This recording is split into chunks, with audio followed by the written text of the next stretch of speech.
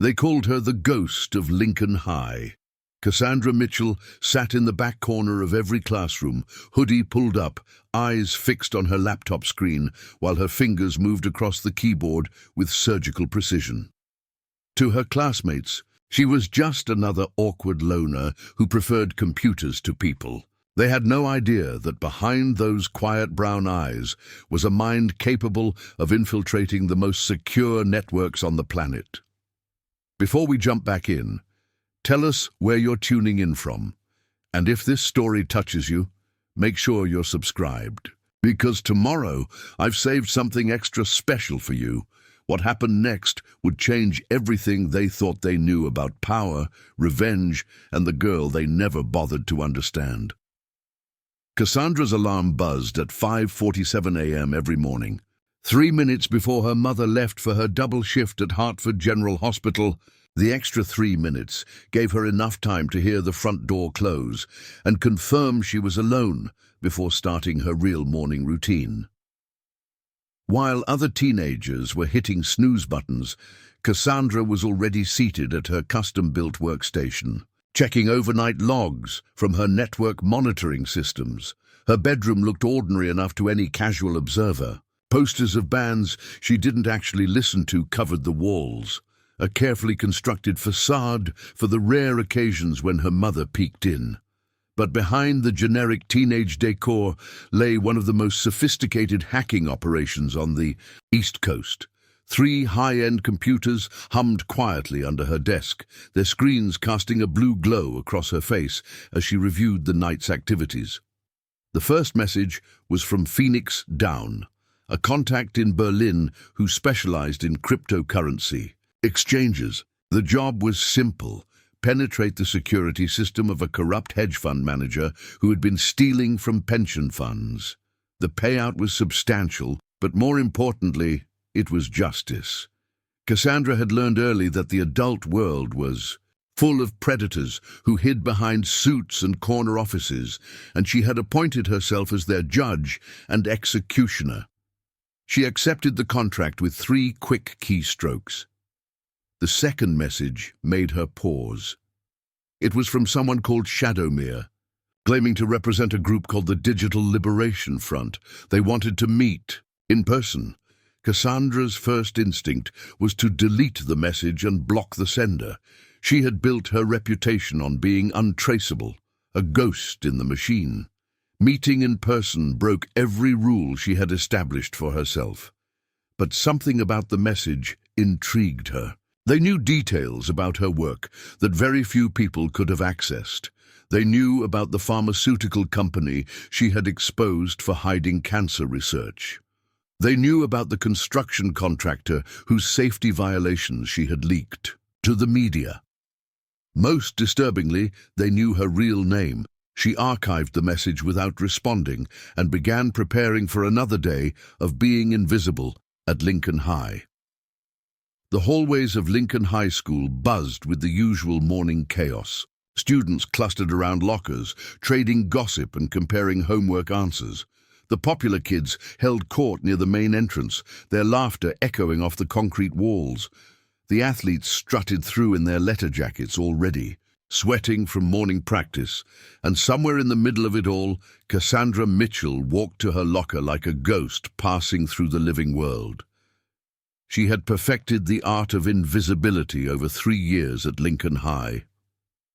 Keep your head down, don't make eye contact, move with purpose, but never in a hurry. The key was to be so unremarkable that people's eyes would slide right past you. It was a survival skill she had learned the hard way during her freshman year, when naive attempts at friendship had only made her a target. Her locker was strategically positioned at the end of a less-traveled hallway, away from the main social hubs. As she spun the combination lock, she could hear approaching footsteps and immediately recognized the cadence. Heavy boots, confident swagger, moving in a pack. The Riverside crew was making their morning rounds. Tyler Brennan led the group with the entitled confidence of someone who had never faced real consequences for his actions. His father owned 3 car dealerships in town and served on the school board. which meant Tyler operated under a protective umbrella that made him essentially untouchable. Behind him walked his loyal lieutenants, Marcus Webb, whose idea of humor involved making other people miserable, and Derek Foster, who compensated for his lack of personality by being cruel to anyone he perceived as weak. Well, what do we have here?" Tyler's voice carried that particular tone that made Cassandra's shoulders tense. "If it isn't our favorite computer nerd," she continued organizing her books, hoping they would lose interest and move on. This hope proved naive. "Hey, I'm talking to you, Cassie." Tyler had somehow decided that shortening her name was both clever and insulting. "Don't you know it's rude to ignore people?" Marcus stepped closer, positioning himself to block any easy escape. "Rude. Maybe she can't hear us over all that weird techno music she's always listening to." "Is that what that noise is?" Derek chimed in, his voice artificially loud. "I thought someone was torturing robots." Cassandra finally turned to face them, her expression carefully neutral. 3 years of practice had taught her that showing fear only encouraged them, but showing defiance made things worse. The key was to project complete indifference, as if they were particularly annoying insects buzzing around her head. "Good morning, Tyler," she said in a flat monotone. "Marcus, Derek." Tyler's smile was predatory. "See? She does have a voice. I was starting to wonder if you were mute or just stuck up." "Maybe both," Marcus suggested helpfully. The morning bell rang, providing Cassandra with the excuse she needed to close her locker and attempt to leave. But Tyler wasn't finished with his entertainment for the day. "Hold on there, Cassie. I heard something interesting about you." Despite her better judgment, Cassandra paused. Tyler's grin widened, sensing that he had hooked her attention. "My dad was talking to Principal Harrison last night about the computer lab. Apparently someone's been using the school network for unauthorized activities." Tyler's voice dropped to a stage whisper. "Now I wonder who that could be." Cassandra's blood temperature dropped several degrees, but her expression remained impassive. The truth was, she had been using the school's network as a jumping-off point for some of her operations. Lincoln High's internet connection was surprisingly robust, and their security was laughably weak. She had covered her tracks carefully, routing her activities through multiple proxy servers and encrypted tunnels. There was no way they could trace anything back to her, but the fact that Tyler was even bringing it up meant someone was getting suspicious. "I wouldn't know anything about that," she replied evenly. "Of course you wouldn't," Derek said with exaggerated innocence. "You're just a quiet little mouse who never does anything interesting." "Speaking of interesting," Marcus added, "did you guys see what happened to Brandon Kalinsky's social media accounts last week?" Cassandra's internal alarm system activated. Brandon Kalinsky was a senior who had made the mistake of posting videos of himself bullying freshman students. Someone had hacked all of his social media accounts and replaced his profile pictures with screenshots of his most embarrassing private messages. The same someone had also somehow accessed his phone and sent his browser history to his deeply religious grandmother. That someone had been Cassandra, operating under the handle Nightshade. "Yeah, that was hilarious," Tyler said, but his eyes never left Cassandra's face. "Whoever did that was pretty talented. Makes you wonder if there's some kind of cyber vigilante running around our little town." The second bell rang, and this time Cassandra didn't wait for permission to leave.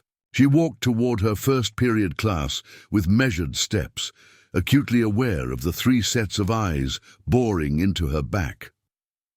Tyler's fishing expedition had been more successful than he probably realized. She had given nothing away consciously, but these boys weren't as stupid as they pretended to be. Her first period was Advanced Placement Computer Science, taught by Mrs. Patricia Hendricks. It was the one class where Cassandra's expertise was both acknowledged and appreciated, though she was careful never to reveal the full extent of her capabilities. Mrs. Hendricks was a former software engineer who had retired to teaching, and she had enough technical knowledge to recognize genuine talent when she saw it. Good morning, class," Mrs. Hendricks began as students filed into their seats. "Today, we're going to dive deeper into cybersecurity protocols. Can anyone tell me what a penetration test is?" Several hands shot up, but Mrs. Hendricks's eyes found Cassandra in the back row. "Miss Mitchell?" Cassandra looked up from her laptop, where she had been monitoring a cryptocurrency mining operation she had running on a botnet of compromised computers. A penetration test is an authorized simulated cyber attack on a computer system, performed to evaluate the security of the system. Excellent. And why might an organization want to conduct regular penetration testing? To identify vulnerabilities, before malicious actors can exploit them, Cassandra replied automatically. "It's basically hiring hackers to break into your system so you can fix the holes before real criminals find them." Mrs. Hendricks nodded approvingly. "That's exactly right. Now, can anyone tell me about the different types of penetration testing?" This time, another student answered, giving Cassandra the opportunity to return her attention to her screen. The cryptocurrency operation was running smoothly, generating a steady stream of income that she funneled through multiple offshore accounts. It wasn't strictly legal, but she rationalized it by only targeting computers belonging to corrupt corporations and government officials who deserved whatever inconvenience her activities might cause them. Preparing and narrating this story took us a lot of time, so if you are enjoying it, subscribe to our channel. It means a lot to us. Now back to the story. Her phone buzzed with a text message. "Unknown number. We need to talk. Tonight. Riverside. Park, 11 p.m. Come alone. Shadowmere." Cassandra stared at the message for a long moment before deleting it. Someone had not only figured out her identity, but had also obtained her personal phone number. This was a problem of exponential proportions. She spent the rest of the class period running through possibilities in her mind. Either Shadowmere was law enforcement setting up a sting operation, or they represented someone with access to resources and intelligence networks that rivaled her own. Neither option was particularly appealing. The remainder of her morning classes passed in a blur of algebra equations and historical dates that felt utterly irrelevant compared to the digital war she was fighting in cyberspace. During lunch period, she retreated to the library, claiming she needed to work on a research project. In reality, she was conducting reconnaissance on Shadowmere and the Digital Liberation Front. What she found was both impressive and terrifying. The Digital Liberation Front was a collective of hackers and digital activists who had been operating in the shadows for at least 5 years. Their manifesto spoke of using technology to level the playing field between the powerful and the powerless. They had been responsible for some of the most sophisticated cyber attacks in recent memory, including the breach of a major defense contractor that had exposed illegal arms sales to terrorist organizations. Their methods were elegant, and their targets were carefully chosen. Unlike the chaotic destructiveness of groups like Anonymous, the DLF operated with surgical precision. They gathered intelligence, identified corruption, and then struck with overwhelming digital force. Most importantly, they had never been caught. Finding concrete information about Shadowmere proved more challenging. The handle appeared in connection with several high-profile breaches, but always as a secondary figure, someone who provided intelligence and coordination rather than direct action. A puppet master pulling strings from behind a digital curtain. The fact that this person wanted to meet with her meant one of two things. Either they saw her as a potential recruit, or they saw her as a threat that needed to be eliminated. Cassandra closed her laptop and stared out the library window at the parking lot beyond. Students were scattered across the lawn, enjoying their lunch in small social clusters.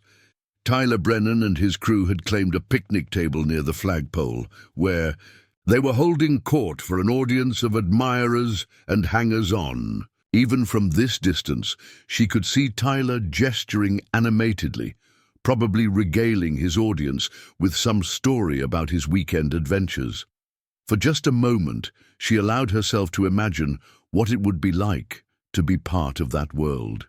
2.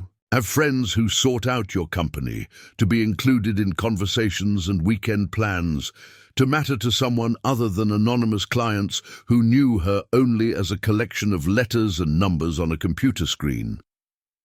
But that fantasy lasted only a moment. She had chosen her path 3 years ago when she discovered that her father's death hadn't been the accident everyone claimed it was. The brake failure that had sent his car into the Riverside Bridge support pillar had been carefully orchestrated by people who wanted to silence his investigation into municipal corruption. The same people who were still walking free, still profiting from their crimes, still destroying lives with complete impunity. The official investigation had been a joke. The insurance company had ruled it an accident and paid out the policy without question. The police had filed their report and closed the case within a week. Everyone was eager to move on and forget about David Mitchell, the stubborn city inspector who had asked too many inconvenient questions. Everyone, except his daughter, Cassandra, had spent the last 3 years becoming someone who could ask those questions and demand answers. She had built herself into a weapon capable of cutting through the lies and exposing the truth that adults seemed so determined to bury. If that meant living as a ghost in her own high school, if that meant sacrificing friendship and normalcy and teenage romance, then that was a price she was willing to pay. The bell rang, signaling the end of lunch period. As she gathered her belongings, her phone buzzed again. Your father would be proud of what you've become, but he would also want you to be careful. 11 p.m. Don't disappoint us. Shadowmere. This time, she didn't delete the message. The afternoon dragged on with excruciating slowness. Cassandra sat through American history, where Mr. Peterson droned on about the Industrial Revolution, completely oblivious to the fact that they were living through a digital revolution that would reshape society far more dramatically than steam engines ever had. During chemistry, she helped her lab partner, Jessica Moreau, balance equations, while simultaneously running a background scan on the school district's financial records through her phone's encrypted connection. What she found made her stomach turn. The district had been systematically underfunding special education programs while funneling money into the football program and administrative salaries. Worse, there were suspicious payments to consulting firms that existed only on paper. Someone was embezzling hundreds of thousands of dollars that should have been helping students with learning disabilities. She made a mental note to investigate further once she dealt with the Shadowmere situation. Her final period was study hall, supervised by Coach Martinez, who spent most of his time scrolling through sports websites and completely ignored his students. This gave Cassandra the perfect opportunity to dive deeper into the Digital Liberation Front's operations. What she discovered painted a picture of an organization that operated like a military unit, with strict hierarchies and specialized roles. Intelligence gatherers like Shadowmere identified targets and provided reconnaissance. Technical specialists handled the actual penetration and data extraction. Media coordinators managed the release of stolen information to maximize impact. And somewhere at the top, a mysterious figure known only as the Architect coordinated everything. More she learned, the more impressed she became. The DLF had taken down a pharmaceutical company that was artificially inflating insulin prices, exposed a network of judges who were taking bribes to reduce sentences for wealthy defendants, and revealed that a major tech corporation was selling user data to foreign intelligence services. Their work was methodical, devastating, and undeniably effective. They were everything she aspired to be, but on a scale she had never imagined possible.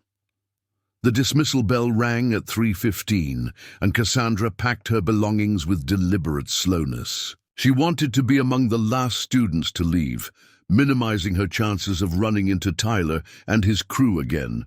Her strategy worked perfectly until she reached the parking lot. "Hey, Cassandra." The voice belonged to Amy Chen, one of the few students at Lincoln High who had ever bothered to learn her actual name. Amy was president of the computer club, editor of the school newspaper, and somehow managed to maintain a 4.0 GPA while participating in half a dozen extracurricular activities. She was everything Cassandra might have been if she had chosen a different path.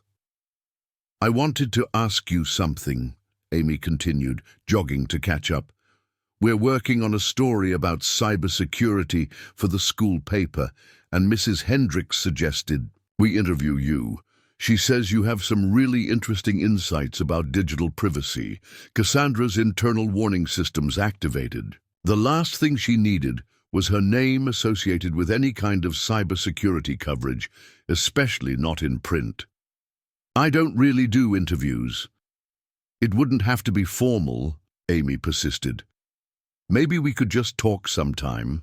I'm really interested in learning more about network security and ethical hacking." The term ethical hacking almost made Cassandra laugh. There was nothing particularly ethical about most of her activities, even if she tried to justify them as serving a greater good. "I'm pretty busy with my own projects." Amy's expression showed disappointment, but she managed to smile. "Well, if you change your mind, you know where to find me. And hey, if you ever want to join Computer Club, we meet every Thursday after school in room 204. As Amy walked away, Cassandra felt an unexpected pang of regret. In another life, she might have enjoyed having friends who shared her interests. She might have looked forward to Thursday meetings and collaborative projects. She might have been normal, but normal people didn't have the skills to bring down corrupt officials and criminal enterprises. Normal people didn't carry the weight of seeking justice for their murdered fathers. Normal people got to be teenagers instead of digital warriors. The walk home took her through downtown Riverside, a collection of small businesses and local government buildings that projected an image of wholesome American prosperity. Most residents saw tree-lined streets and well-maintained storefronts. Cassandra saw Targets, the mayor's office, where Harold Weinstock had been taking kickbacks from construction contractors for over a decade. The police station, where Chief Rebecca Torres had been covering up evidence of officer misconduct. The courthouse, where Judge Michael Sullivan had been reducing sentences for defendants who could afford his consulting fees. She had files on all of them, carefully compiled evidence of their crimes, waiting for the right moment to be released. But she had learned that timing was everything in information warfare. Release evidence too early, and it gets buried or discredited. Wait too long, and the criminals find ways to cover their tracks or eliminate witnesses. Her house sat at the end of Maple Street, a modest two-story colonial that had seen better days. The paint was peeling, the gutters needed repair, and the front porch sagged slightly under the weight of too many harsh winters. It was the kind of house that neighbors felt sorry for, the kind that lowered property values and prompted discussions about neighborhood improvement initiatives. Cassandra preferred it that way. Visible poverty was excellent camouflage for hidden wealth. She unlocked the front door and immediately disabled the security system she had installed throughout the house. Motion sensors, camera feeds, and pressure plates monitored every entrance and room. Anyone attempting to break in would trigger alerts on her phone and activate countermeasures that would make their lives very unpleasant. The first floor looked like any struggling single-parent household. Mismatched furniture, outdated appliances, and stacks of medical bills created an atmosphere of quiet desperation. But appearances were carefully constructed illusions. The shabby sofa contained hidden compartments filled with emergency cash and forged identification documents. The ancient television was actually a high-resolution monitor connected to her surveillance network. The overflowing bookshelf concealed a safe containing backup hard drives and encrypted communication devices. Cassandra climbed the stairs to her room, where her real work began. Her workstation had evolved significantly over the past 3 years. What had started as a single desktop computer had grown into a sophisticated command center that would have impressed intelligence agencies. 6 monitors displayed different data streams: network traffic analysis, cryptocurrency mining operations, automated social media monitoring, news feeds from around the world, encrypted chat channels, and a constantly updating map showing the locations of various targets and assets. She settled into her chair and began her evening routine. First, she checked the status of her ongoing operations. The cryptocurrency mining was generating steady income, adding roughly $2,000 per day to her offshore accounts. The social media monitoring had flagged several interesting conversations among local politicians and business leaders. The network traffic analysis had detected unusual activity on the school district's servers, suggesting someone else was investigating the financial irregularities she had discovered. This last item required immediate attention. Cassandra opened a new terminal window and began tracing the source of the unusual network activity. What she found made her blood run cold. Someone with extremely sophisticated skills had been systematically penetrating the district's security measures, accessing the same financial records she had been investigating. But their methods were different from hers, more aggressive and less concerned with covering their tracks. They weren't trying to expose corruption, they were trying to erase evidence of it. She spent the next 2 hours engaged in a digital cat-and-mouse game with the unknown intruder. Every time she identified one of their access points, they would shift to a different vector of attack. When she blocked their attempts to delete financial records, they would try to corrupt the database integrity instead. It was like fighting a ghost who knew exactly what she was going to do before she did it. Finally, she managed to corner them in a recursive loop that forced them to reveal their true location. The IP address traced back to a corporate server farm in Virginia, registered to a company called Meridian Solutions. A quick search revealed that Meridian was a cybersecurity consulting firm that specialized in helping organizations deal with data breaches and information security threats. In other words, someone had hired professional hackers to clean up the school district's corruption scandal before it could be exposed. Cassandra leaned back in her chair, processing the implications. If Meridian Solutions was involved, that meant the corruption went deeper than she had initially suspected. It meant someone with serious money and connections was willing to pay premium prices to keep their crimes hidden. It also meant that her investigation had been noticed by people who had the resources to fight back. Her phone buzzed with a text message from an unknown number. "You're playing in the big leagues now, little girl. Walk away while you still can." She stared at the message for a long moment, then deleted it and returned her attention to her screens. Whoever had sent the threat had made a critical error. They had revealed that they knew about her activities, but didn't understand who they were dealing with. If they had done proper reconnaissance, they would have known that threats only made her angry, and angry Cassandra was exponentially more dangerous than cautious Cassandra. She spent the next hour implementing new security protocols and establishing additional layers of protection around her operations. If Meridian Solutions wanted to play hardball, she would give them a game they would never forget. But first, she needed to understand exactly what they were protecting and who was paying their bills. By 9 p.m., she had infiltrated Meridian's client database and extracted their contract details. The school district corruption cleanup was being funded by something called the Riverside Development Consortium, a shell company that traced back to 3 familiar names: Mayor Harold Weinstock, Police Chief Rebecca Torres, and Judge Michael Sullivan. The same 3 people she had been building cases against were working together to protect each other. They had formed a criminal conspiracy that had been operating for years, systematically looting public funds and covering up each other's crimes. The school district embezzlement was just the tip of the iceberg. Cassandra felt a familiar surge of adrenaline that always came when she uncovered a major target. This was bigger than anything she had tackled before, but it was also an opportunity to strike a blow that would resonate far beyond Riverside. If she could expose the entire consortium and their methods, it would send a message to corrupt officials everywhere that no one was untouchable. She was so absorbed in mapping the conspiracy's network connections that she almost missed the time.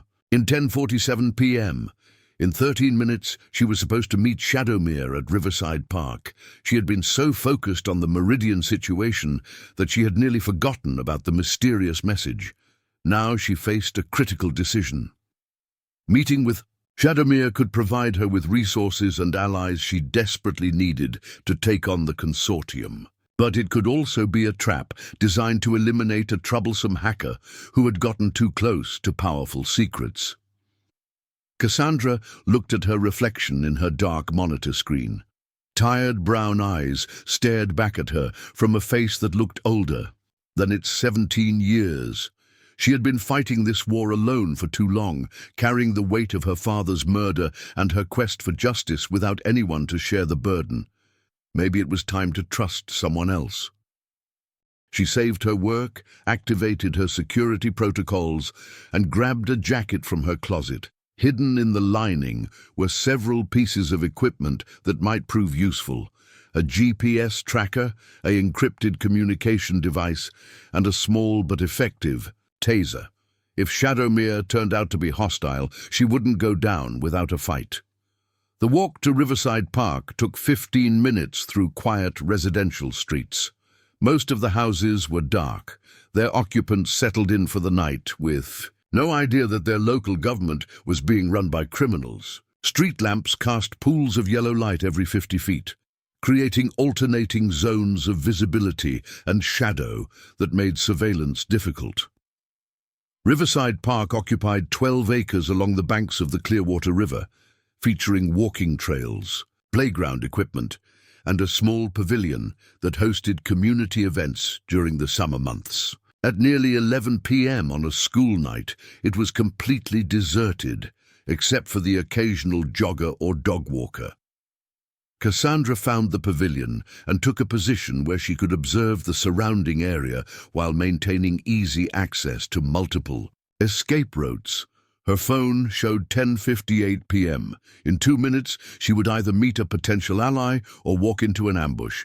At exactly 11 p.m., a figure emerged from the tree line on the opposite side of the pavilion. Medium height, wearing dark clothing and a baseball cap that obscured their features. They walked with confident, measured steps that suggested military or law enforcement training. "Cassandra Mitchell," the figure called softly.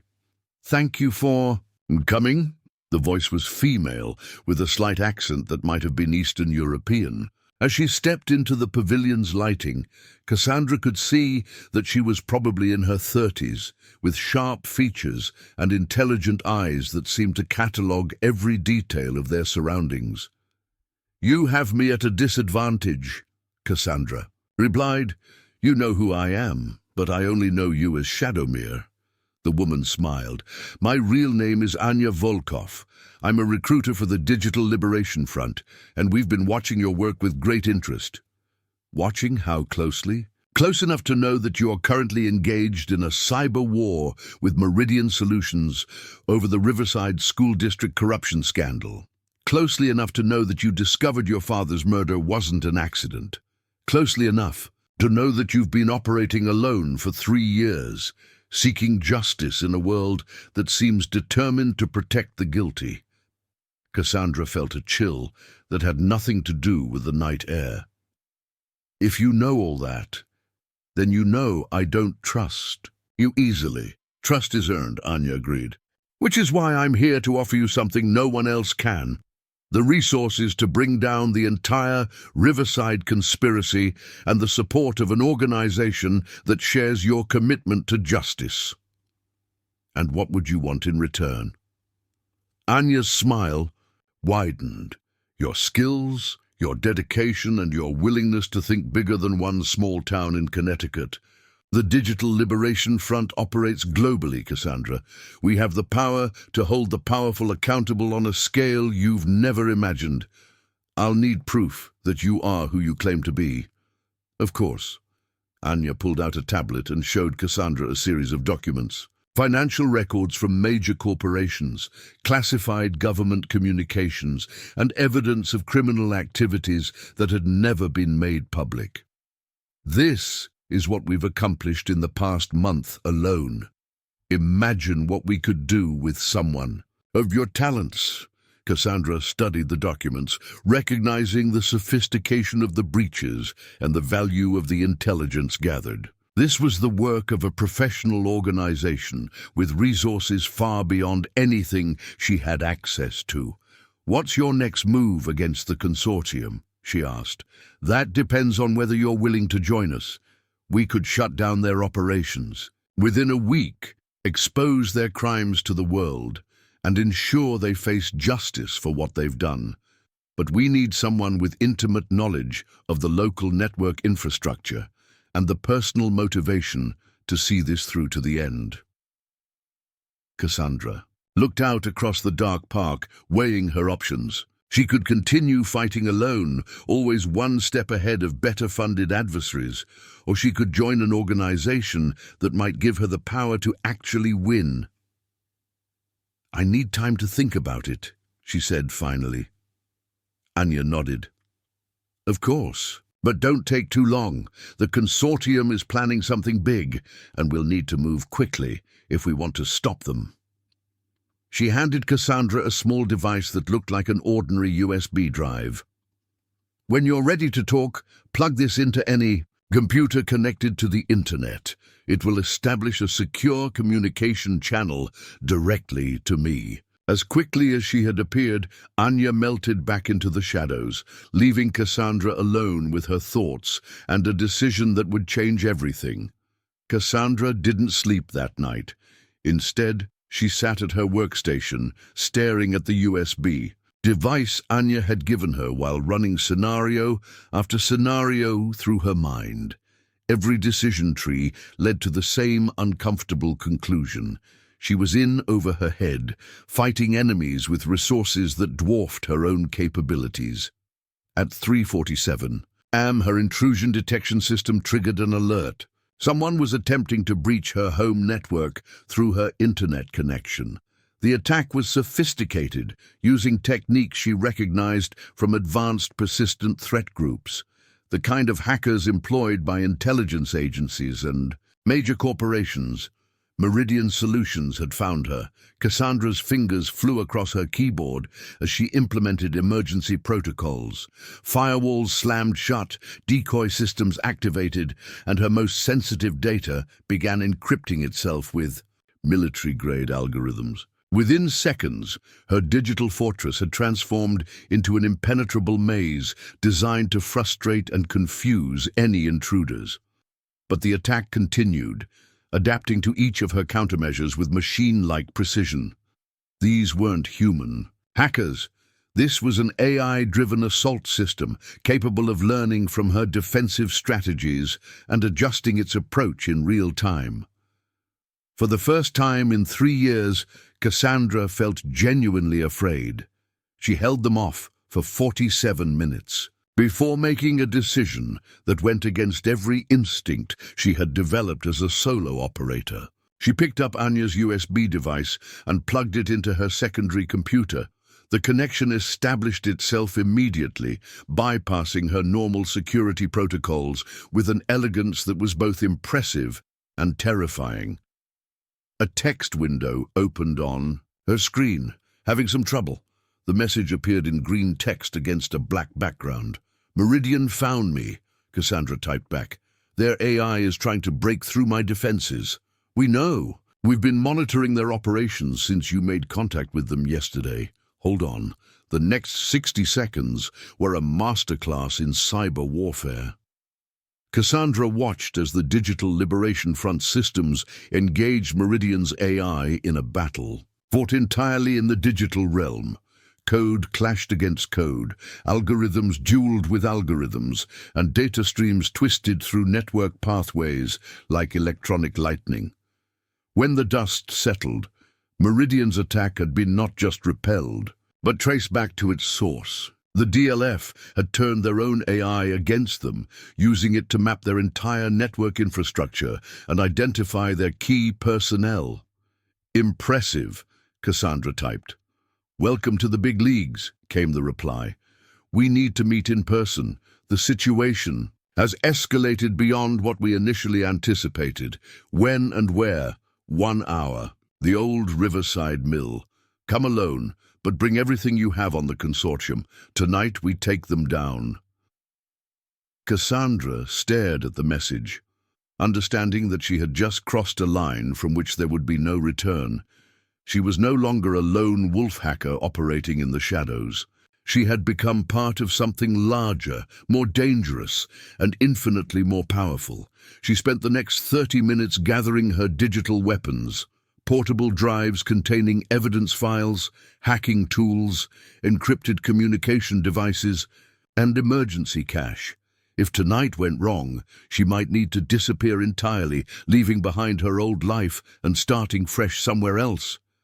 The Riverside Mill had been abandoned for 20 years, a casualty of the same economic forces that had hollowed out so many American manufacturing towns. The massive brick building stood like a monument to industrial decline, its broken windows and rusted machinery serving as reminders of what the town had lost. It was also the perfect location for a clandestine meeting. Cassandra approached the building through a gap in the chain-link fence, her footsteps echoing off the concrete loading dock. The main entrance hung open, its heavy steel door long since broken by vandals and urban explorers. Inside, moonlight filtered through shattered skylights, creating a patchwork of silver and shadow across the factory floor. "Over here," Anya's voice came from the depths of the building, near what had once been the main production line. Cassandra found her standing next to a collection of high-tech equipment that definitely hadn't been there during the mill's operational days. Computers, satellite communication arrays, and electronic surveillance gear created a temporary command center in the heart of the abandoned factory. "Welcome to Mobile Command Unit 7, Anya said with a slight smile. "We have 17 of these scattered across North America, ready to deploy wherever justice needs to be served." 3 other figures emerged from the shadows, each carrying themselves with the same professional confidence that Anya projected. They were introduced as Phoenix, a thin man with prematurely grey hair and fingers that never stopped moving; Raven, a woman in her 40s whose eyes seemed to see everything; and Ghost, a younger man who looked like he had stepped out of a military recruitment poster. "We don't have much time," Anya began without a preamble. "Our intelligence sources indicate that the consortium is planning to liquidate their assets and disappear within the next 48 hours. Someone tipped them off that their operations had been compromised." Cassandra felt a chill of dread. "Are you saying there's a leak?"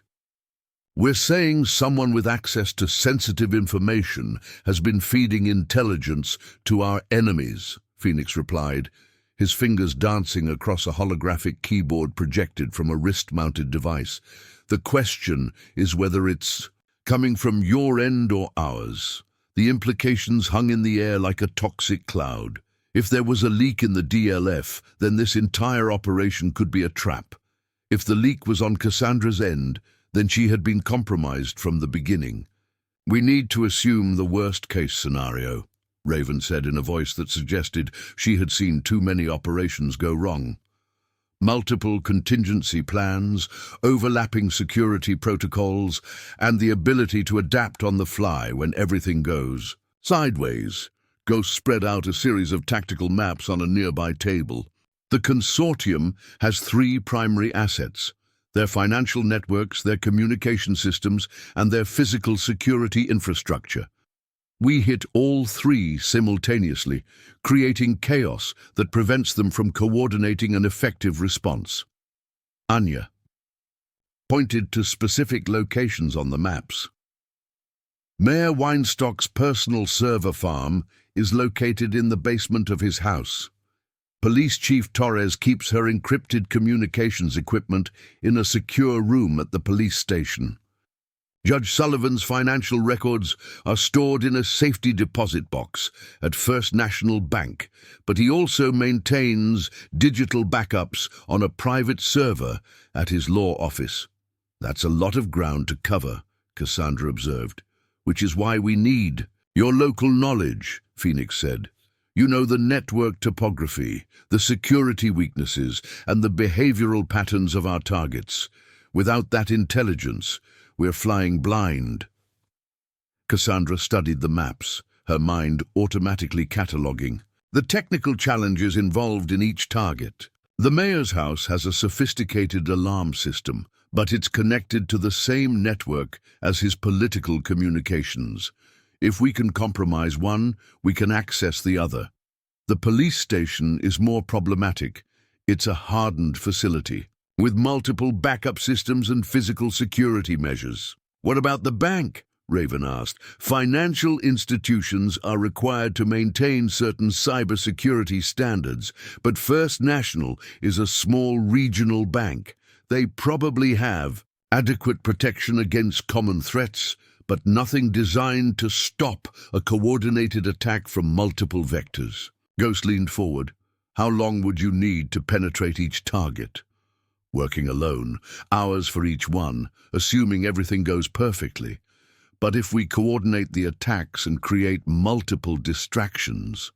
Cassandra paused, running calculations. In her head, "We could probably hit all three targets within a 30-minute window." 20 minutes, Anya corrected. "After that, they'll start implementing emergency protocols, and we'll lose our window of opportunity." The next 2 hours were spent in intensive planning. Every detail was mapped out, from the specific malware they would deploy to the routes they would use to approach each target. Cassandra found herself impressed by the DLF's professionalism and attention to detail. These weren't amateur hacktivists playing with stolen software. They were digital soldiers conducting military precision operations. By dawn, they had a plan that was both audacious and theoretically feasible. Ghost and Raven would handle the physical security aspects, creating diversions and neutralizing alarm systems. Phoenix would coordinate the electronic warfare, managing communications and providing technical support. Anya would oversee the entire operation while simultaneously penetrating the most challenging target, and Cassandra would be responsible for the mayor's house, the location that required the most intimate knowledge of local systems and security protocols. "One more thing," Anya said as they prepared to deploy. "Once we begin this operation, there's no going back. These people will use every resource at their disposal to destroy us if we fail. Are you prepared for that level of commitment?" Cassandra thought about her father lying in his grave while his killers walked free. She thought about the students with learning disabilities who were being denied resources so corrupt officials could line their pockets. She thought about 3 years of fighting alone, always wondering if she was making any real difference. "I've been preparing for this my entire life," she replied. The team dispersed at 6:30 a.m., with plans to reconvene at 11 p.m. for the actual operation. Cassandra returned home to find her mother preparing for another double shift at the hospital, completely unaware that her daughter was about to become the most wanted hacker in Connecticut. "You look tired, sweetheart," Linda Mitchell observed, pouring coffee into a travel mug. "Are you getting enough sleep?" "Just working on a big project for school," Cassandra replied, which was technically true, even if it wasn't the whole truth. Her mother smiled and kissed her forehead. "Don't work too hard. Remember, grades are important, but your health is more important." If only she knew, Cassandra thought as her mother left for work. In 12 hours, her daughter would either be a hero who had exposed a criminal conspiracy or a fugitive running for her life. The day passed with agonizing slowness. Cassandra went through the motions of attending classes, taking notes, and avoiding Tyler's crew, but her mind was focused entirely on the evening's operation. Every detail had to be perfect. Every contingency had to be planned for. One mistake could destroy everything she had worked for and potentially get people killed. During lunch, she received an unexpected visitor. "Mind if I sit here?" Amy Chen asked, gesturing to the empty chair across from Cassandra's table in the library. "It's a free country," Cassandra replied, though she couldn't hide her nervousness. The last thing she needed was social interaction. On the day of the biggest operation of her life, Amy settled into the chair and pulled out her laptop. "I've been thinking about our conversation yesterday, about cybersecurity and ethical hacking. I did some research, and I found some really interesting articles about hacktivism and digital vigilantes." Cassandra's blood pressure spiked. "That's nice." "Yeah, it's fascinating stuff. There's this whole underground community of people who use their technical skills to fight corruption and expose wrongdoing. They call themselves digital liberation fighters or something like that." The coincidence was too perfect to be accidental. Cassandra studied Amy's face, looking for signs of deception or hidden knowledge. "Sounds like conspiracy theory nonsense to me," Amy smiled. "Maybe. But some of the things they've accomplished are pretty impressive. Taking down pharmaceutical companies that price gouge patients, exposing government corruption, revealing corporate crimes that would never see the light of day otherwise. If they even exist." "Oh, they exist," Amy said with quiet confidence. "The question is whether they're heroes or criminals. I guess it depends on your perspective." The conversation continued for several more minutes, with Amy asking increasingly specific questions about network security and digital forensics. By the time she left, Cassandra was convinced that Amy Chen was either the most curious journalism student in Connecticut or someone with a very different agenda. She made a mental note to investigate Amy's background once the consortium operation was complete. The afternoon crawled by with the momentum of geological time. Advanced placement computer science felt like it lasted several hours, even though Mrs. Hendricks was covering material that Cassandra could have taught herself. Chemistry lab was an exercise in pretending to care about molecular structures, while her mind mapped out network attack vectors. By the time the final bell rang, Cassandra's nerves were stretched to the breaking point. She walked home through downtown Riverside, taking careful note of police patrol patterns and security camera locations. In a few hours, this quiet small town would become a battlefield in a war that most residents didn't even know was being fought. At home, she conducted final preparations. Her equipment was checked and double-checked. Her digital weapons were loaded and ready for deployment. Her escape routes were planned and memorized. If everything went according to plan, by tomorrow morning the Riverside conspiracy would be exposed and justice would finally be served. If everything went wrong, she would be dead or in federal prison. At 10:30 p.m., Cassandra received a final message. From Anya: "All teams in position. Execute in 30 minutes. Remember, once we start, we don't stop until it's finished." She closed her laptop, picked up her equipment bag, and headed for the door. The time for preparation was over. The time for action had begun. Outside, the night air was crisp and clear, perfect weather for changing the world. At exactly 11 p.m., Cassandra stood outside Mayor Harold Weinstock's colonial mansion on Elm Street, watching the rhythmic sweep of security lights across the manicured lawn. The house was a monument to political corruption, built with money stolen from public works projects and municipal contracts. Tonight, it would become the mayor's digital tomb. Her earpiece crackled with Phoenix's voice. "Shadowcat, this is command. All teams report ready status." "Raven team in position at the police station," came the first response. "Ghost team ready." "Adverse National," followed the second. "Shadowcat ready at primary target," Cassandra whispered into her throat microphone.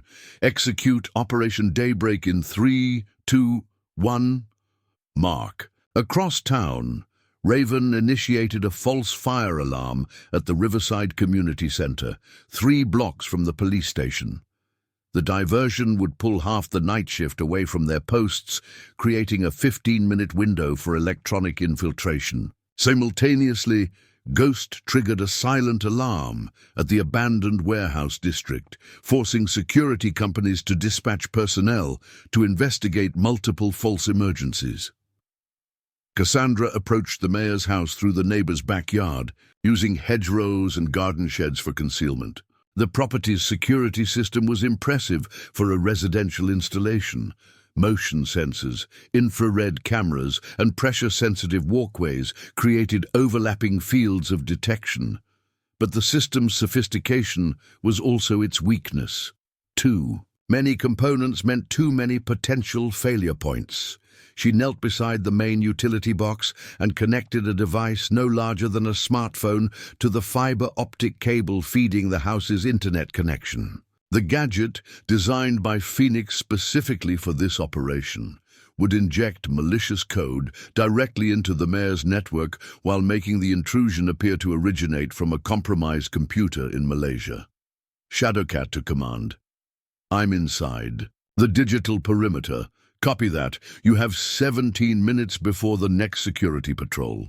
Cassandra's fingers moved across her tablet's virtual keyboard with surgical precision. The mayor's home network unfolded before her like a digital blueprint. Smart thermostats, security cameras, entertainment systems, and most importantly, the heavily encrypted server cluster in the basement. Everything was connected, and everything was vulnerable to someone who understood the architecture. She started with the seemingly innocent devices. The smart refrigerator in the kitchen became a backdoor into the internal network. The voice-activated assistant in the living room provided access to communication logs. The gaming console in the mayor's son's bedroom offered a pathway to the family's personal devices. Within 8 minutes, she had complete administrative access to every connected device in the house. "Command, I'm accessing the primary server." Gloucester now. The basement servers contained the digital heart of the Riverside conspiracy. Financial records showing payments from construction companies, encrypted communications with other corrupt officials, and detailed plans for future criminal enterprises were all stored behind multiple layers of security that would have challenged even professional penetration testers. But Cassandra wasn't interested in challenging the security. She was interested in obliterating it. Her custom-designed virus, nicknamed Prometheus, began spreading through the server cluster like digital wildfire. Unlike traditional malware that sought to hide its presence, Prometheus announced itself. With overwhelming force, it copied files, transmitted them to secure DLF servers, and then systematically destroyed the encryption, protecting the most damaging evidence. "Shadowcat to all teams. I have the mayor's complete financial records, communication logs, and operational plans. Transmitting to command now." Raven team confirming successful penetration of police communication systems. We're downloading encrypted files from Chief Torres's personal server. Ghost Team has breached the bank's security protocols, accessing Judge Sullivan's safety deposit box records and financial transactions. Phoenix's voice carried a note of excitement. Outstanding work, all teams. We're receiving massive data streams from all 3 targets. Continue extraction protocols. But as Cassandra prepared to withdraw from the mayor's network, her intrusion detection software triggered an urgent warning. Someone else was in the system, moving through the digital pathways with the confidence of legitimate access. Mayor Weinstock was awake and actively using his computer. She watched through hijacked security cameras as the mayor sat in his home office, frantically typing commands into his personal workstation. He was attempting to activate emergency protocols designed to wipe sensitive data and sever connections to his co-conspirators. Worse, he was sending encrypted messages that could only be warnings to Chief Torres and Judge Sullivan. Command, we have a problem. Primary target is actively trying to alert the other conspirators. Can you stop him? Cassandra smiled grimly. I can do better than that. She seized control of every smart device in the mayor's house simultaneously.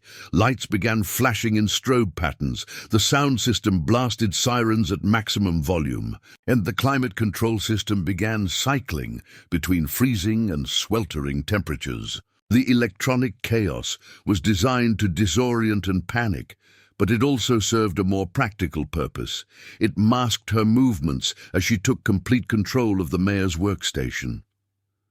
Through the hijacked webcam, she watched Weinstock's face, contort with rage and fear as his computer began displaying the evidence of his crimes on every screen in the house. Financial records appeared on the kitchen display.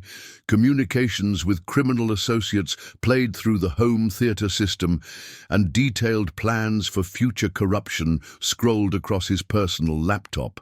What the hell is happening? She heard him scream at his phone as he tried to call for help, but his phone wasn't working. Cassandra had taken control of that too, routing all his calls to a recorded message that played his own voice confessing to various crimes, a compilation she had created from fragments of his recorded conversations. Shadow Cat to command. Primary. Target is neutralized and contained. Continuing data extraction. Raven Team reporting complications. Police patrol vehicles are responding to some kind of disturbance in our area. Cassandra felt her stomach drop. If the police were responding to their location, it meant someone had detected their operation, despite all their precautions. Can you extract safely? Negative. We're trapped in the communication center with at least 6 officers between us. And the exit. Ghost Team, what's your status? Static filled the channel for several agonizing seconds before Ghost's voice returned, strained and urgent.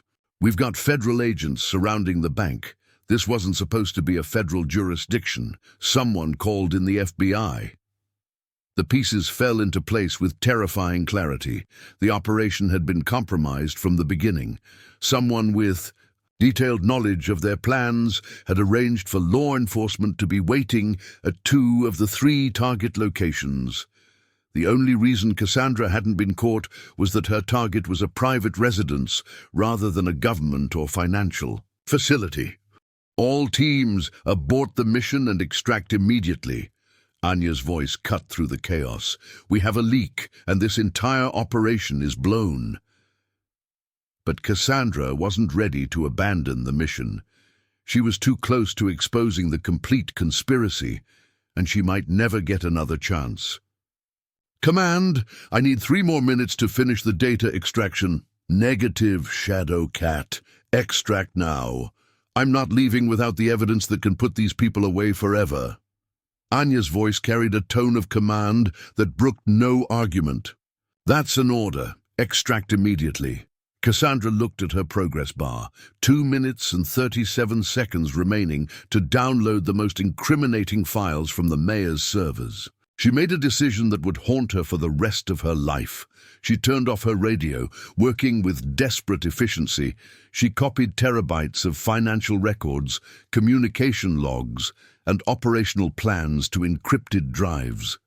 Every document that proved the conspiracy's existence, every piece of evidence that could send the criminals to prison, every file that could provide justice for her father's murder. Outside, she could hear sirens approaching, police vehicles, FBI sedans, and possibly federal tactical teams were converging on the neighborhood. She had perhaps 5 minutes before they surrounded the mayor's house and cut off all escape routes. Her equipment finished the download with 90 seconds to spare. Cassandra packed her gear and prepared to leave the same way she had entered, but the sound of boots on pavement told her that the backyard escape route had been compromised. She was trapped inside the digital fortress she had conquered. Using the mayor's security cameras, she surveyed the tactical situation. At least 20 law enforcement officers had established a perimeter around the house, with more arriving every minute. Snipers were taking positions on neighboring rooftops. Armored vehicles were blocking all the major streets. This wasn't a simple arrest operation. This was a federal takedown. Through the mayor's hijacked communication systems, she intercepted radio chatter between the various law enforcement agencies. What she heard made her blood run cold. Suspect is armed and extremely dangerous, wanted in connection with multiple cyber-terrorism incidents and the assassination of a federal judge. They weren't just trying to arrest her. They were planning to kill her and claim she had been a terrorist threat. Cassandra realized with crystalline clarity that she had been set up from the beginning. The leak in the operation wasn't accidental, it was deliberate. Someone had fed information to law enforcement with the specific goal of eliminating her while she was isolated and vulnerable. The question was whether the betrayal came from within, the DLF, or from someone who had infiltrated their communications. She activated an emergency protocol she had hoped never to use, transmitting all the downloaded evidence to multiple secure servers around the world while simultaneously preparing to broadcast her story directly to every major news outlet and social media platform. If they were going to kill her, she would make sure the truth survived. But first, she had one more card to play.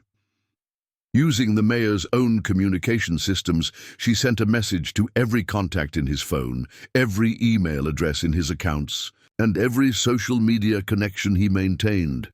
This is Mayor Harold Weinstock. I am confessing to the following crimes against the people of Riverside. The message was followed by a complete catalogue of his criminal activities, supported by financial documents, recorded conversations, and detailed evidence of the conspiracy. Within minutes, the confession was spreading across social media, being forwarded through email chains and generating thousands of views on video platforms. Even if they silenced her, the truth would continue spreading. Her earpiece crackled back to life. "Shadowcat, this is Phoenix. Are you receiving?" She turned her radio back on. "I'm here, but I'm surrounded. They're planning to kill me and claim I was a terrorist." "We know. We intercepted their communications. Listen carefully. We're going to extract you, but you need to trust us completely." "How?" "There are at least 50 officers outside. We're going to create a distraction that will draw most of them away from your location. When that happens, you'll have a 30-second window to reach the extraction point. Can you get to the roof?" Cassandra looked up at the ceiling, calculating the route through the mayor's house to the third-floor attic access. "Yes, but what kind of distraction are you planning?" Phoenix's voice carried a hint of dark amusement. "The kind that will make tonight's operation look like a practice exercise. When you see the fireworks, move fast and don't look back." 3 minutes later, explosions lit up the night sky across Riverside. Not real explosions, digital ones. Every electronic billboard in the city began displaying evidence of the conspiracy. Every emergency broadcast system activated simultaneously, interrupting television and radio programming with recorded confessions and financial documents. Every smartphone in a 10-mile radius received emergency alerts containing links to websites where the complete evidence files were being displayed. The Digital Liberation Front wasn't just extracting their operative. They were completing the mission in the most public way possible, as law enforcement agencies scrambled to respond to what appeared to be a coordinated cyber attack on the entire city's digital infrastructure. Half the offices surrounding the mayor's house were reassigned to other locations. "Now, Shadowcat, move!" Cassandra burst through the attic access onto the mansion's roof, just as a helicopter descended from the night sky. It was unmarked, painted in flat black and flying without any navigation lights, the digital equivalent of a stealth fighter. She grabbed the rope ladder that dropped from the aircraft's open door and held on as they lifted off into the night, leaving behind the chaos of flashing police lights and digital warfare. As Riverside fell away beneath them, Cassandra looked at the evidence drives in her backpack and smiled. The conspiracy had been exposed, the criminals would face justice, and her father's murder would finally be avenged. But she also knew that her old life was over forever. There would be no going back to Lincoln High School, no more pretending to be an ordinary teenager, no more hiding in the shadows. She had become exactly what her enemies feared most, a ghost in their machines with the power to hold them accountable for their crimes. The war was far from over. But tonight, they had won a decisive victory. The helicopter touched down at an airfield 40 miles outside Riverside, where a convoy of unmarked vehicles waited in the pre-dawn darkness. Cassandra had never seen this level of operational sophistication before. The Digital Liberation Front operated like a shadow government with resources that rivaled actual intelligence agencies. "Welcome to the real war," Anya said, as they transferred to an armored SUV. "What you experienced tonight was just the opening move."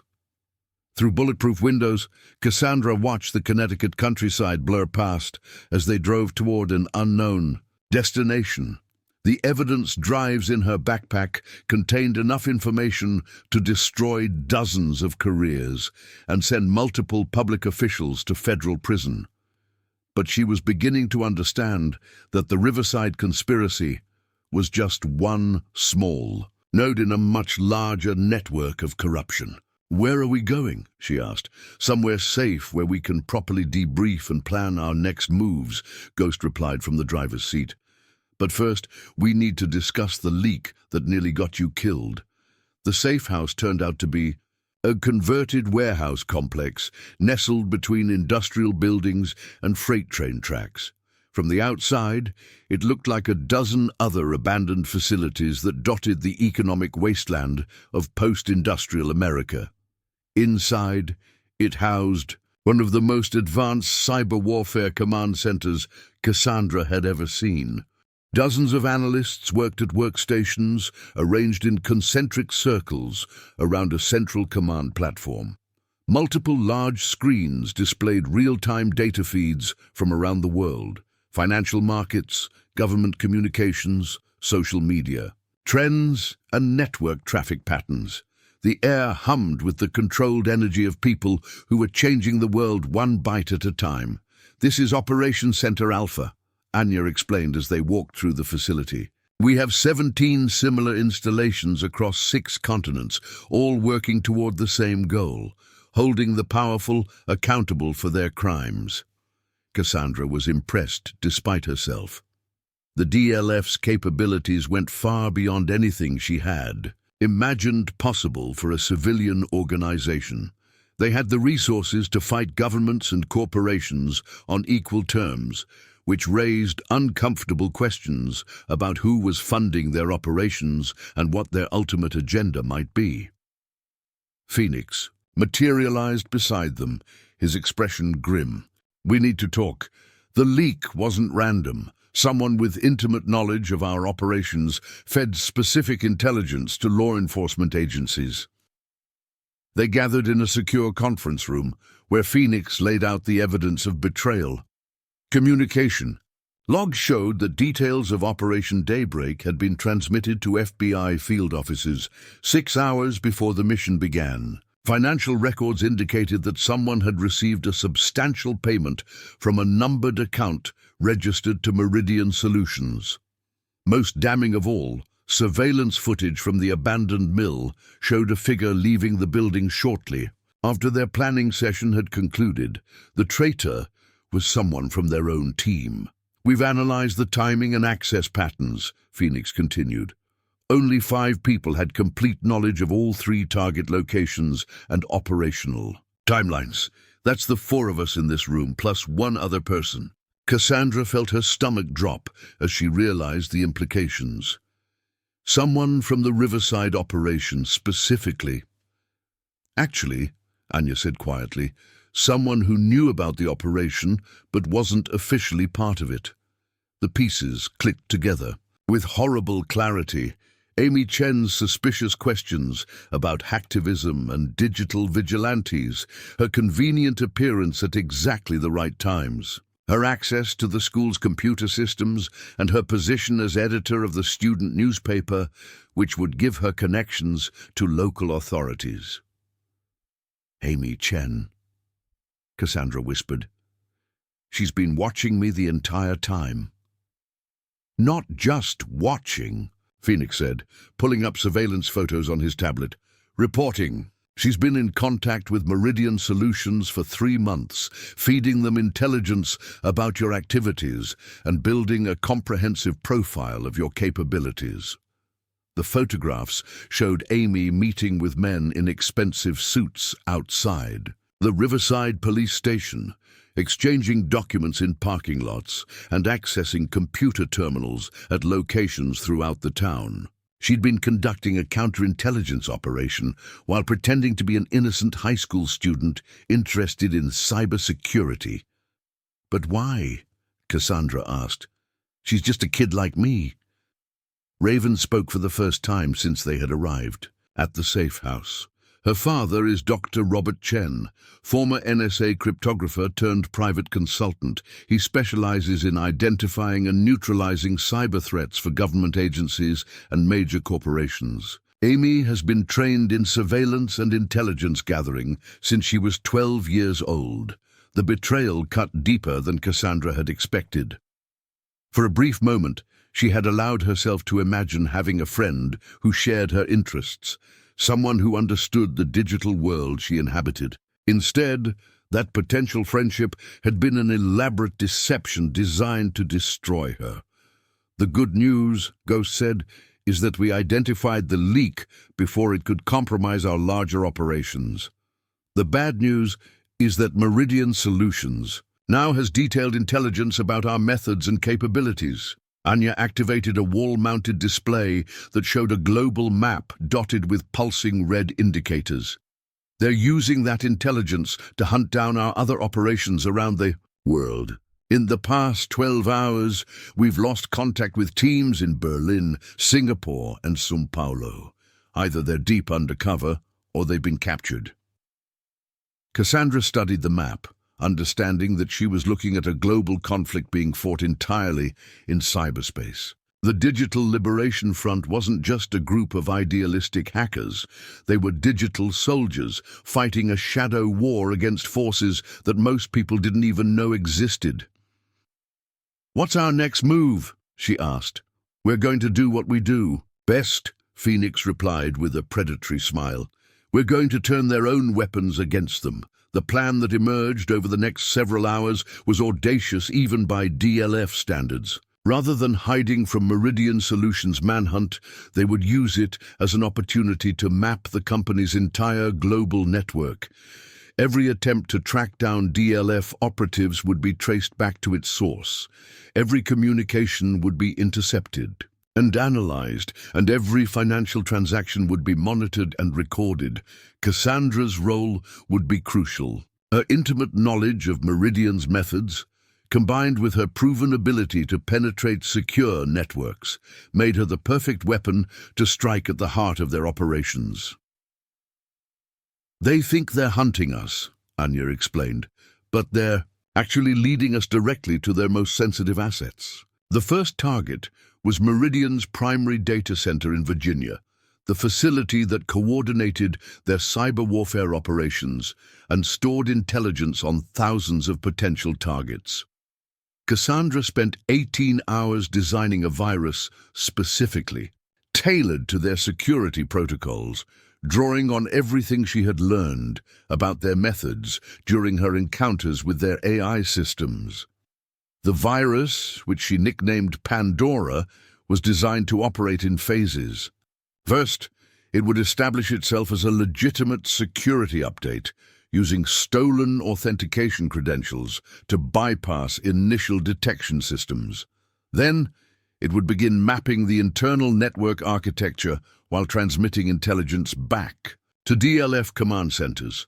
Finally, it would reveal its true purpose by copying every file in their databases and broadcasting their contents to news organizations around the world. "It's beautiful," Phoenix said as he reviewed her code. "Elegant, devastating, and completely unstoppable once it's deployed." But deploying Pandora required physical access to Meridian's most secure facility, protected by military-grade security systems and staffed by former intelligence operatives who would shoot first and ask questions later. "Leave that to us," Ghost said. "We have people who specialize in that kind of work." While Ghost's team prepared for the physical infiltration, Cassandra turned her attention to a more personal target, Amy Chen and her handler father. The betrayal still burned, and she wanted answers about how long they had been watching her and what other DLF operations they might have compromised. Breaking into Dr. Robert Chen's personal network proved surprisingly challenging. The former NSA cryptographer had implemented security measures that would have impressed even professional penetration testers. But he had made one critical mistake. He had underestimated the motivation of a 17-year-old girl with a personal vendetta and unlimited time to plan her revenge. His weakness turned out to be his pride in his daughter's academic achievements. The same monitoring systems he had used to track Amy's intelligence gathering for Meridian Solutions also recorded her legitimate school activities, including her work for the student newspaper. Cassandra infiltrated the newspaper's content management system and used it as a backdoor into Amy's personal devices, which provided access to her family's home network. What she found there made her wish she had never started digging.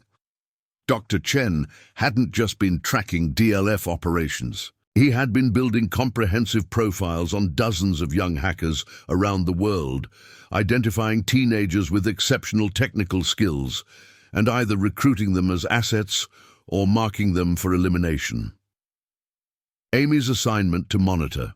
Cassandra had been part of a larger program called Project Digital Native, designed to neutralize the next generation of cyber activists before they could pose a threat to established power structures.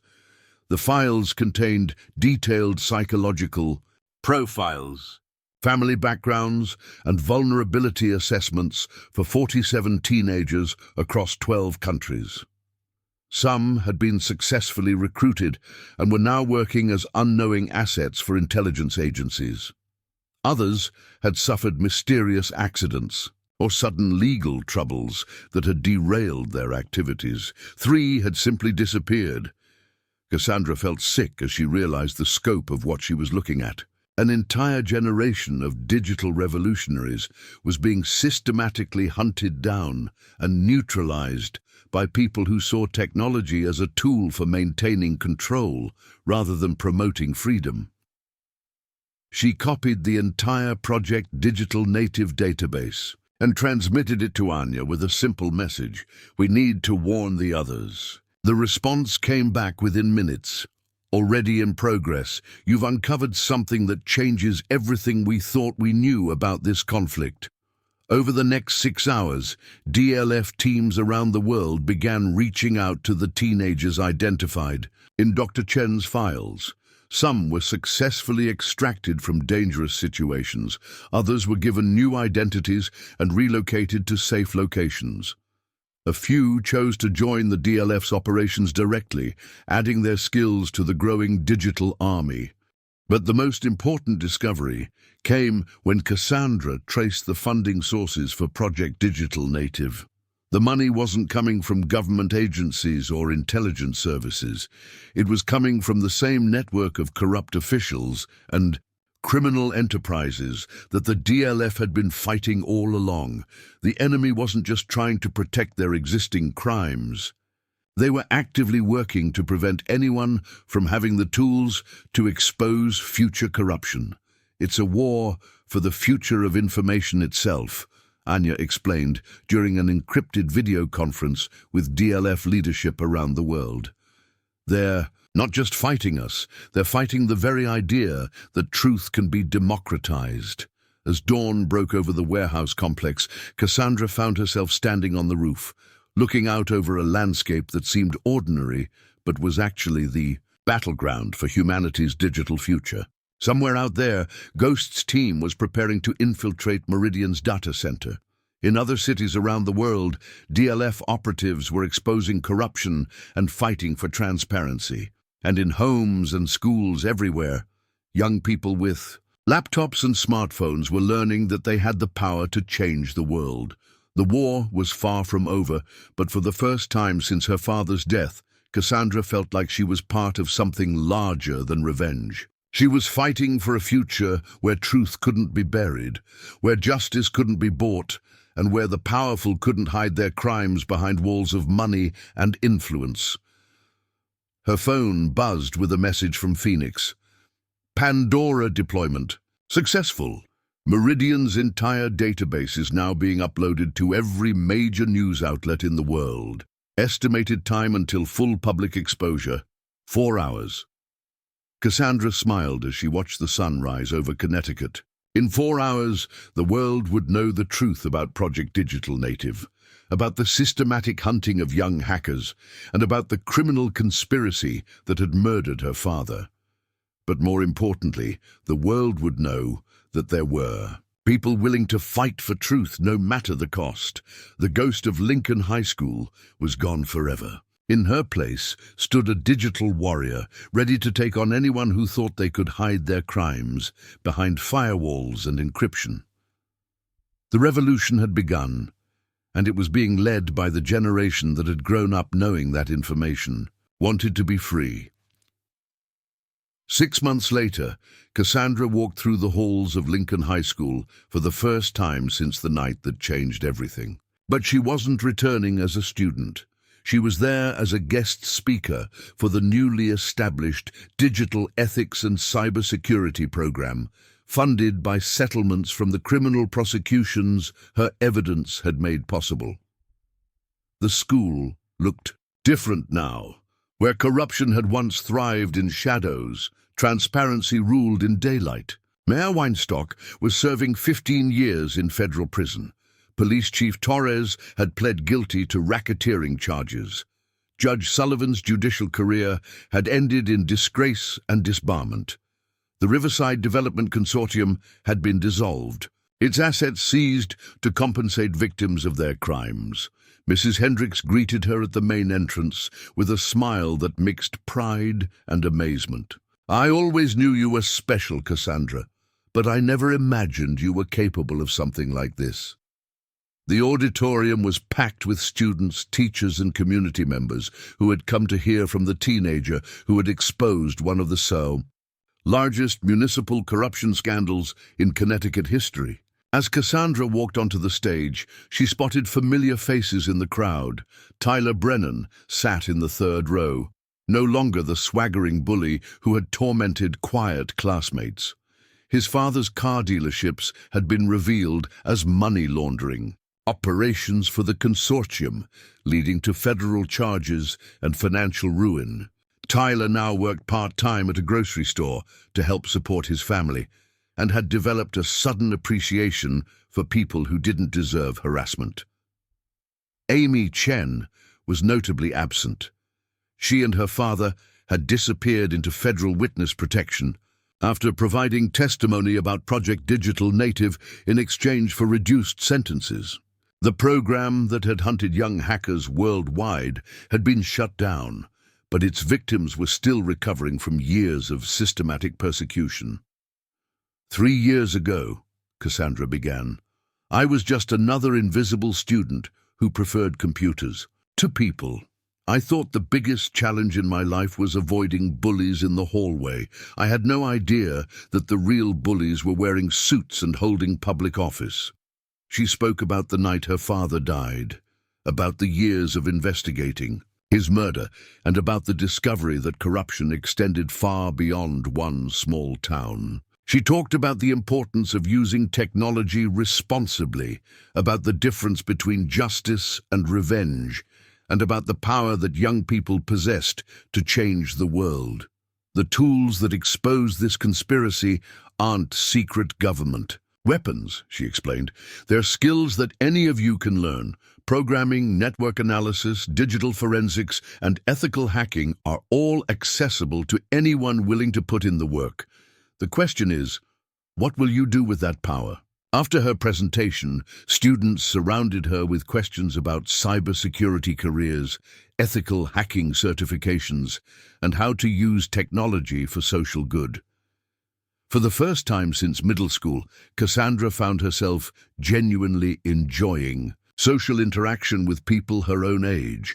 But the moment that meant the most came when Jessica Moreau, her former chemistry lab partner, approached with tears in her eyes. "My little brother has autism," Jessica said quietly. "Because of what?" "You exposed about the special education funding. He's finally getting the support he needs. You literally changed his life." As the event wound down, Cassandra stepped outside into the afternoon sunshine. Anya was waiting beside a car that definitely hadn't come from any government motor pool. "How did it feel?" Anya asked as they drove. "Away from Lincoln High. Strange," Cassandra admitted. "Good strange, but still strange. I spent so long being invisible that I forgot what it was like to be seen." And now, Cassandra considered the question as they drove through downtown Riverside, past the courthouse where Judge Sullivan had once perverted justice, past the police station where Chief Torres had covered up crimes, past the city hall where Mayor Weinstock had sold his office to the highest bidder. "Now I think visibility might be overrated," she said with a smile. "I prefer being a ghost in their machines." The Digital Liberation Front had evolved since the Riverside operation. What had begun as a loose collective of hacktivists had transformed into a global network of digital transparency advocates. They operated schools that taught ethical hacking to underprivileged youth, funded legal challenges to surveillance overreach, and maintained secure communication networks for journalists and whistleblowers. Cassandra had become something she never expected, a leader in a movement that was reshaping how power operated in the digital age. At 18, she was already being consulted by international human rights organizations, technology companies seeking to improve their ethical practices, and government agencies trying to understand the new landscape of cyber activism. "We have a new situation developing in Eastern Europe," Anya said, as they merged onto the highway. "Government forces are using social media manipulation to suppress opposition voices. The local resistance has requested technical support." "What a kind of timeline are we looking at?" "Wheels up in 6 hours. This one's going to require all your skills." Cassandra nodded, already mentally preparing for another mission. The work never ended, but she had found her purpose in the digital battlefields where truth fought against deception, where transparency challenged secrecy, and where the next generation of activists learned that they could make a difference. Her phone buzzed with a message from Phoenix. "Saw your school presentation online. Your father would be proud." She looked out the window at the passing landscape, thinking about David Mitchell and the investigation that had cost him his life. He had been fighting the same battle she was fighting now, just with different tools. And on a smaller scale, in a way, she was continuing his work, carrying forward his belief that truth and justice were worth any sacrifice. The ghost of Lincoln High School was gone, but something better had taken her place. A digital guardian who stood watch over the networks that connected the world, ensuring that no secrets stayed buried forever and no crime went unpunished. As they drove toward their next mission, Cassandra smiled. The bullies who had once terrorized quiet students in high school hallways had no idea that one of their victims had grown up to terrorize corrupt officials in digital networks around the world. The revolution would continue, one bite at a time. Up next, you've got two more standout stories right on your screen. If this one hits the mark, you won't want to pass these up. Just click and check them out. And don't forget to subscribe and turn on the notification bell so you don't miss any upload from us.